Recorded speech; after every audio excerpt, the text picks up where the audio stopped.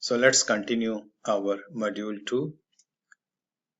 We have already finished step 1, step 2, step 3, step 4, which were the rate, rhythm, axis and hypertrophy.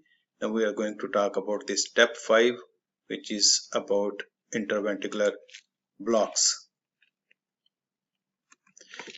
In this step, we are going to learn how to recognize the bundle branch blocks, ECG findings associated with the right bundle branch block, left bundle branch block, and ECG findings which may be seen with the Hemi blocks. Before reviewing the interventricular blocks, let's have a look at the normal conduction system. Once again, the impulse originates from the SA node, then goes to the AV node and bundle of His, and then right and left bundle branches to the Purkinje system. The diagrammatic presentation of cardiac conduction system, if we look at the impulse originate from the SA node through the normal conduction, through the internodal fibers to the AV node, and then to the bundle of His and right and left bundle branches. The right bundle branch continues as the Purkinje fibers, but the left bundle branch divides into the anterior and posterior fascicle, and then finally divides into the Purkinje system or Purkinje fibers. So impulse can be blocked at the right bundle branch. We call it the right bundle branch block, or can be blocked at the left bundle branch. We call it left bundle branch block. On the lower side, the left bundle branch divides into the anterior and posterior division. So the impulse can be blocked at the left anterior fascicle. Then it's called left anterior fascicular block or anterior hemi block, or impulse can be blocked at the left posterior fascicle. We call it left posterior fascicular block or posterior hemi block. So first, bundle branch block. So on the ECG, if you want to recognize the bundle branch block, look at the lead V1 and V6 and assess the Keolis complex width.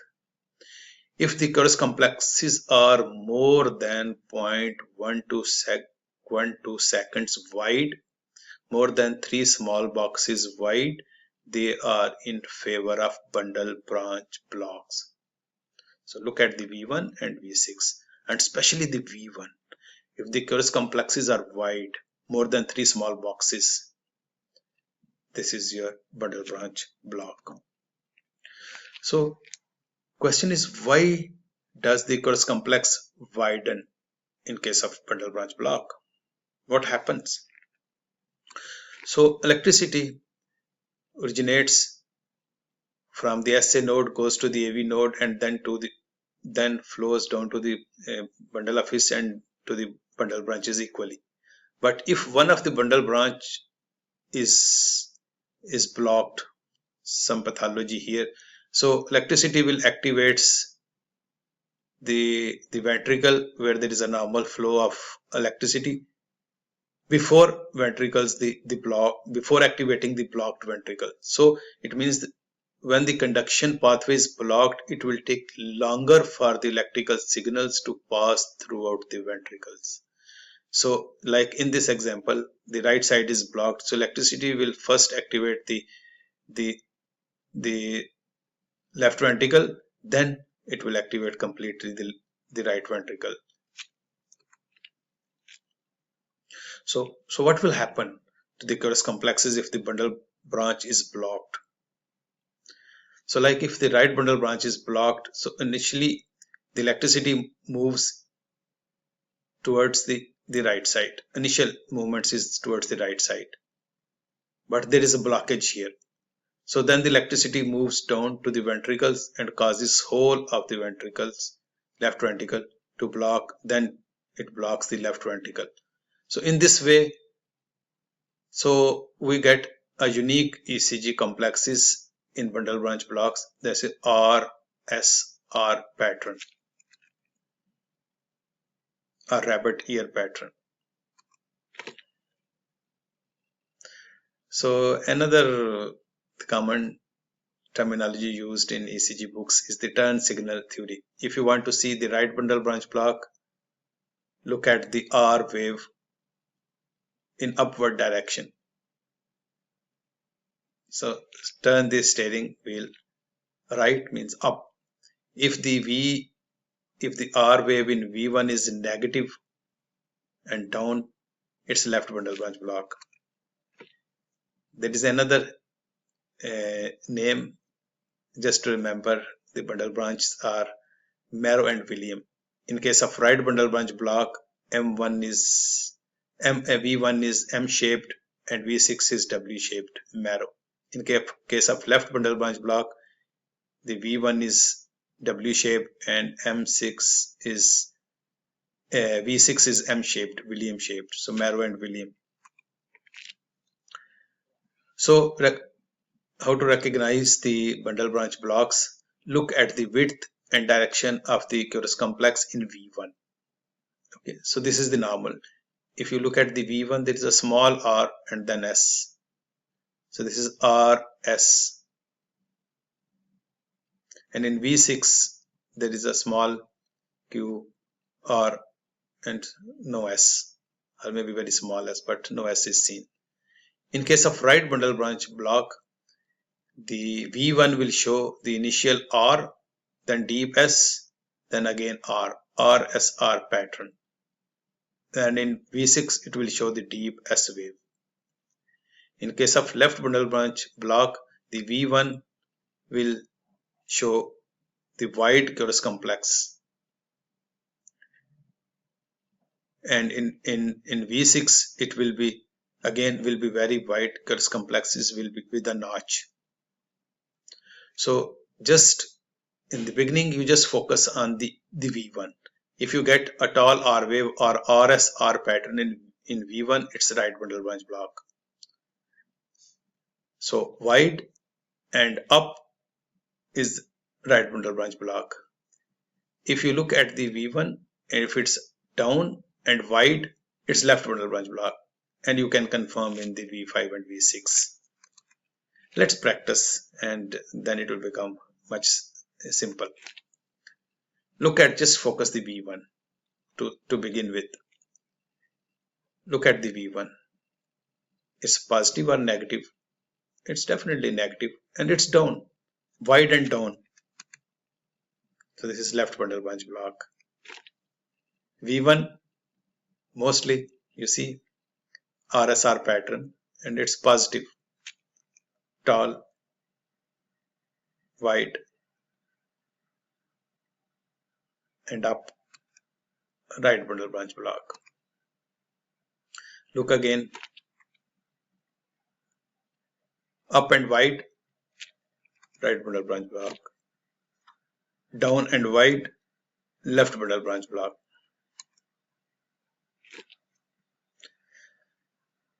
Now we'll go through the right bundle branch block ECG findings in more detail. In case of right bundle branch block, what happens to the electricity? The impulse originates from the SA node, go to the AB node, then goes to the initial inclination of the ECGs. It goes towards initially right, and we get the R wave.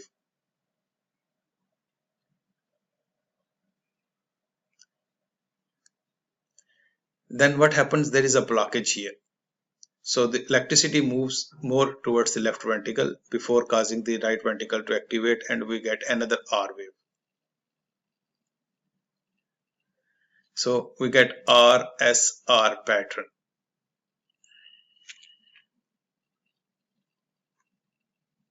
In V1. So in right bundle branch block, you will get the positive and wide Curis complexes in those leads overlying the right ventricle. That's V1 and V2. RSR pattern.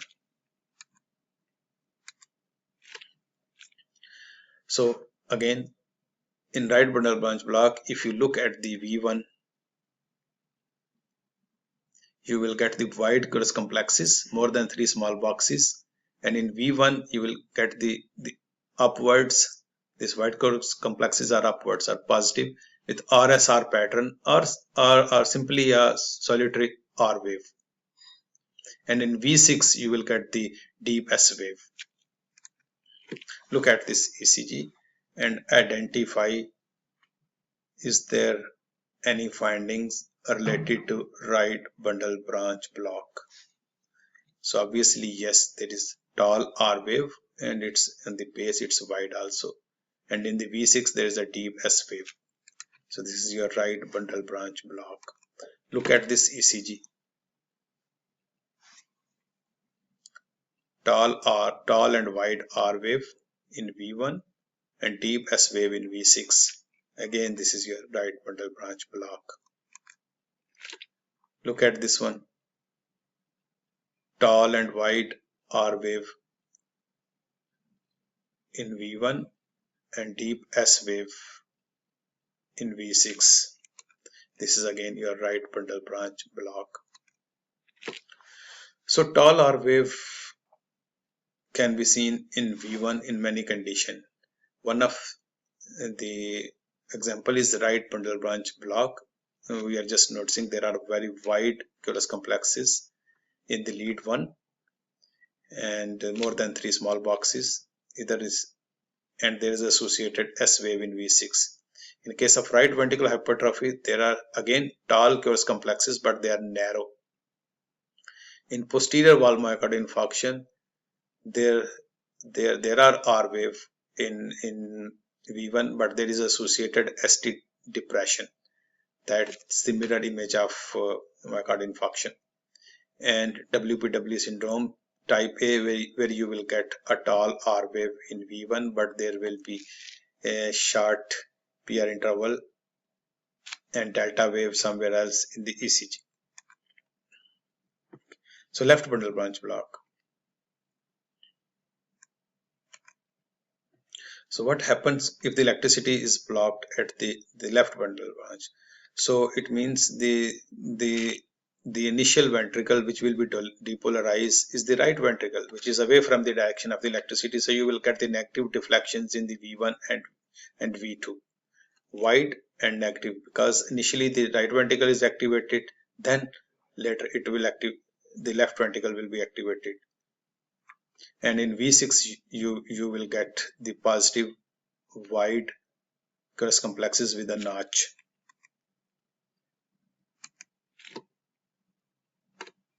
So in case of left bundle branch block, you will get the wide and negative Cuellus complexes in the leads opposite to the left ventricles.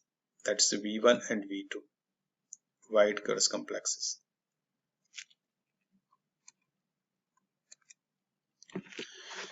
So again, in left bundle branch block, you will get the wide Cuellus complexes, more than 3 small boxes. And in V1, you will get the negative Cuellus complexes. This will be either QS or RS, but definitely they are wide. In V6, you will get the wide Cuellus complexes, but positive upwards and with a notch.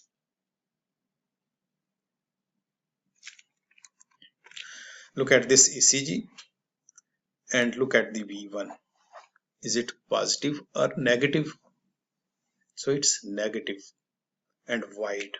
Look at the V6, positive or negative? They're positive, wide with a notch. So this is your left bundle branch block. Look at this ECG and have a look at the V1. It's wide and negative, left bundle branch block. So let's practice a little bit more. Just focus initially on the V1. So left or right bundle branch block, wide and deep, negative. So left bundle branch block, RSR pattern in V1.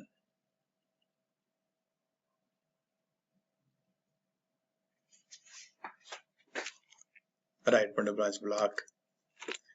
Look at this one. R wave, QR wave, maybe small, SR wave in V1 right bundle branch block. Look here, wide and deep S wave in V1 left bundle branch block. Look at this one, tall R wave, wide, deep S wave in V6 right bundle branch block. So bundle branch block can be complete or incomplete. When the Kursk complexes on the ECGs are more than 0.12 seconds, they're complete bundle branch block.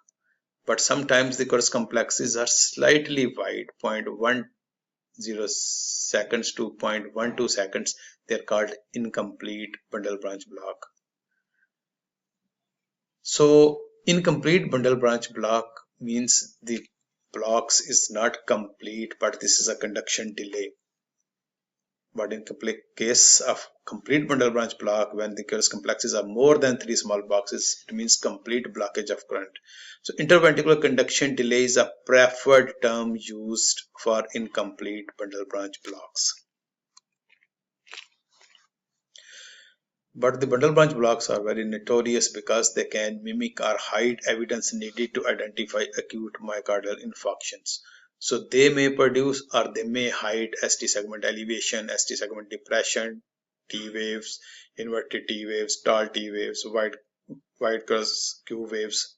So many findings can be seen. It's difficult to interpret a myocardial infarction in presence of bundle branch blocks. But bundle branch block problem is that they're critical to reperfuse patients with bundle branch block produced by the acute coronary syndrome. Acute coronary syndrome harder to identify on ECG in presence of bundle branch blocks. So new or presumably new bundle branch block is an indication for thrombolytic therapy. And in the later module, we are going to learn how to identify myocardial infarction in presence of bundle branch blocks. Okay, after the bundle branch blocks, now we'll talk about the hemi blocks.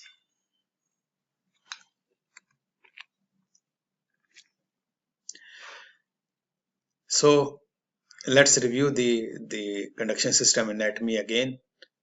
Impulse originates from the SA node through the internodal fibers. It reaches the AV node. From the AV node through the bundle of His, it reaches to the equally to the right and left bundle branches. The left bundle branch divides into the anterior and posterior deviation. So any blockage of the electricity at anterior or posterior deviations may produce the anterior or posterior hemiblocks respectively, or left anterior fascicular and left posterior fascicular blocks. So anterior fascicle first. So it's more common and it's easier to have block of the anterior fascicles. So anterior fascicles splice the lateral wall of the left ventricle. So if this fascicle is blocked, so on the ECG, the findings you will get the left axis deviation. So left axis deviation, if it's pathological means the negative Kursk complexes in lead to in presence of left axis deviation, then it's called hemiblock. So but on routine ECG, you will get a positive Kursk complexes in lead 1 and negative Kursk complexes in AVF.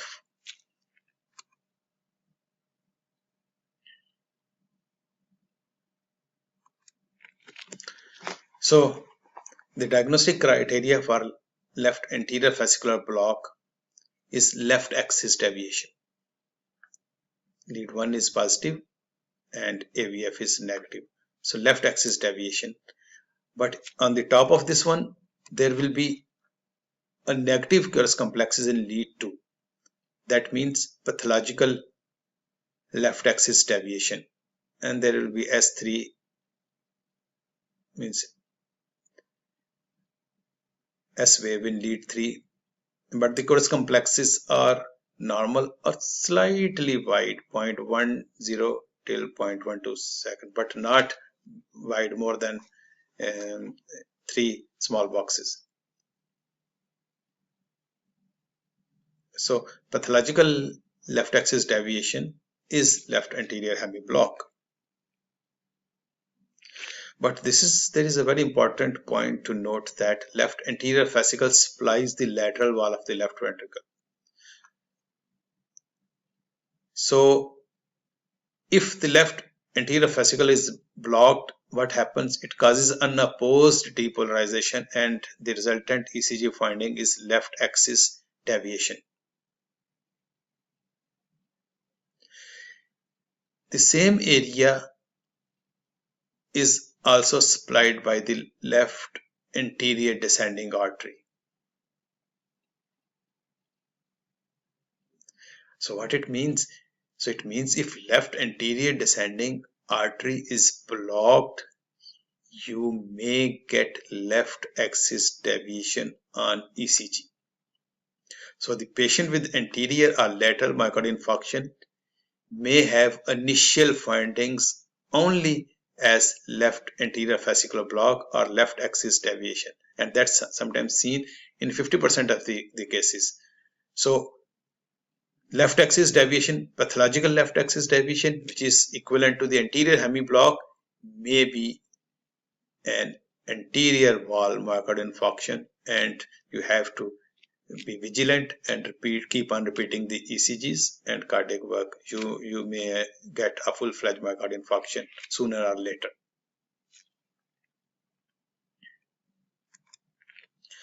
Look at this ECG. This patient is a 55-year-old male who presents with the chest pain, and this is the ECG taken in the emergency department. If you see, it looks very normal ECG. If you just go through this ECG, but once you focus, once it's in your mind, this left axis deviation 1 and AVF, you look, and then look at the lead 2, which is negative. So this left axis deviation is a pathological. So symptomatic patient, a chest pain or dizziness or sweating and pathological left axis deviation, don't discharge the patient. Keep him in your emergency department and repeat the ECGs and cardiac work. This may be anterior wall myocardial infarction.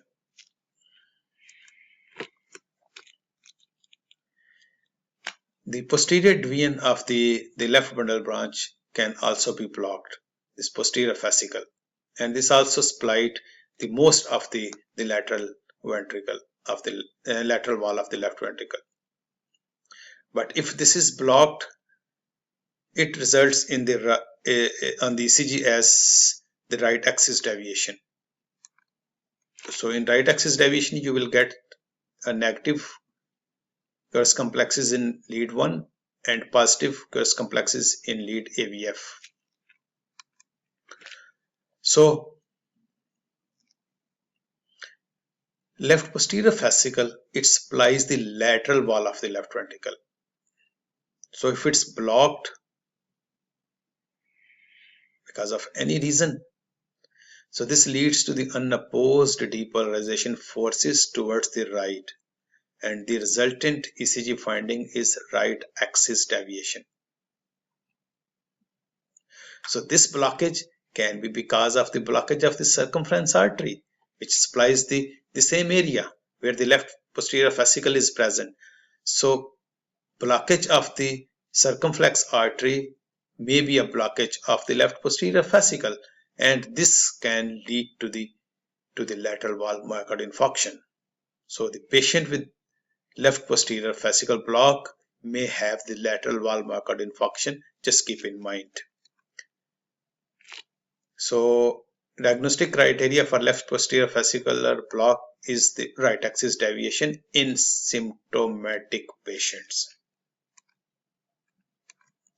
Look at this ECG. This patient presents with the chest pain. Okay, and the initial ECG findings are the right axis deviation.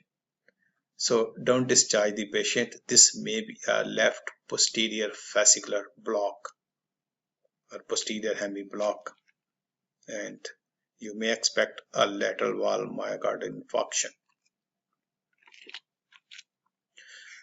So the single most important differentiation between anterior hemi block and posterior hemi block is the axis deviation. If left axis deviation, it's anterior hemi block.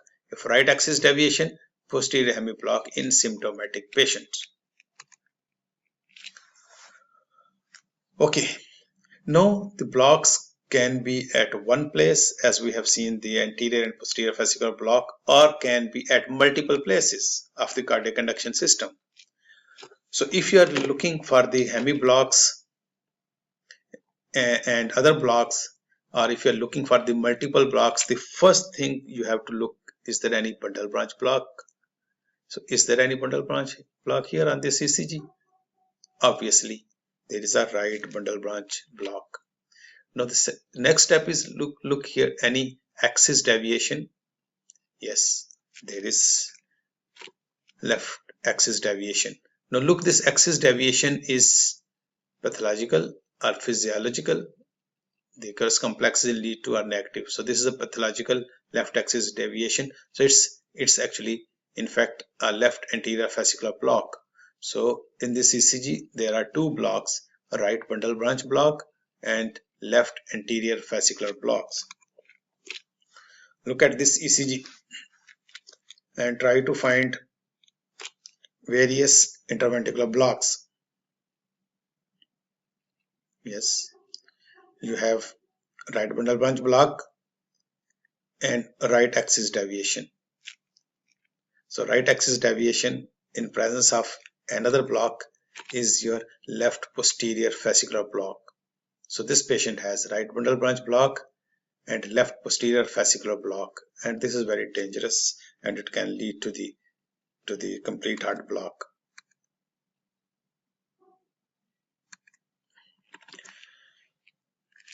So same ECG, you may get another some more blocks.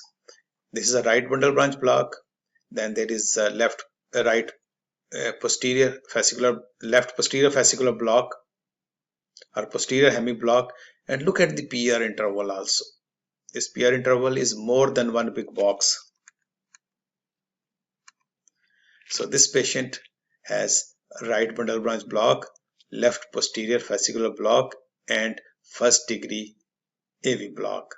So this is called trifascicular block. Let's practice about the blocks. Look at this ECG and try to find multiple blocks here. So as I said earlier, first of all try to look at any bundle branch block. So yes, here right bundle branch block, and then look at the axis deviation, which is the left axis deviation. So two blocks here, right bundle branch block and left anterior fascicular block. Look at this ECG again. First the right bundle branch block, and then there is left axis deviation, and then look at the PR interval, which is also prolonged. So this is trifascicular block. So three fascicles are blocked. A 90-year-old lady with syncope. So identify any interventricular blocks here. So first of all, bundle branch blocks. Yes, there is a right bundle branch block. Look at the axis deviation. There is left axis deviation, which is pathological, and then there is a prolonged PR interval. So again, this is your trifascicular block. So these fascicular blocks can lead to the complete heart block, especially if any type 2 AV block anyone with the disease of both bundles, anyone with two or more of any of the following blocks below: prolonged PR interval and anterior hemiblock, right bundle branch block and anterior hemiblock, right bundle branch block and posterior hemiblock, and prolonged PR interval with anterior hemiblocks and right bundle branch blocks, means combination of these various blocks are dangerous and they can lead to the complete heart block. So in summary, if you want to see the bundle branch blocks, you have to look at the lead V1. If V1 is positive and wide, RSR pattern, or only the R wave but wide, this is your right bundle branch block. If the V1 is deep, negative but wide, more than 3 small boxes, this is your left bundle branch block. If you want to see the hemiblocks, look at the 1 and AVF. If you get the left axis deviation, that's the pathological left axis deviation, it will be anterior hemiblock.